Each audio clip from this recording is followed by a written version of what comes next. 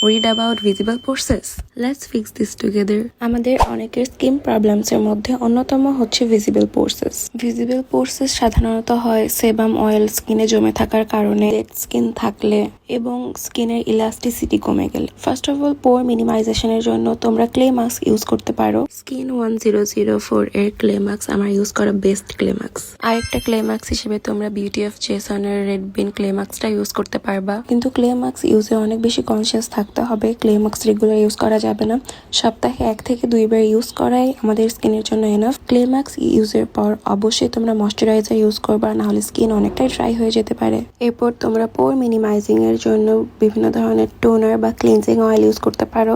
আমার সাজেশনে এই 3টা টোনার, ক্লিনজিং অয়েল এবং ক্লিনজিং ফোম থাকবে। সানস্ক্রিন হিসেবে তোমরা বিউটি অফ জনসনের এই 2টা সানস্ক্রিন ইউজ করতে পারো। এর মধ্যে অ্যাকুয়াফ্রেশটা অল স্কিন টাইপে স্যুট করে, কিন্তু রাইস প্রোবায়োটিক্স অল স্কিন টাইপে স্যুট করে না, কিন্তু তোমাদের যেটা স্যুট করবে তোমরা সেটা ইউজ করতে পারো। এগুলো আমার সাজেস্ট করা বেস্ট সানস্ক্রিন। আরেকটা বোনাস প্রোডাক্ট হচ্ছে যে স্কিন 100 এর সেন্টেলা পোর মিনিমাইজিং ফ্রেশ অ্যাম্পিউলা। এইটা তোমাদের পোর্স কমাতে অনেক বেশি হেল্প করবে।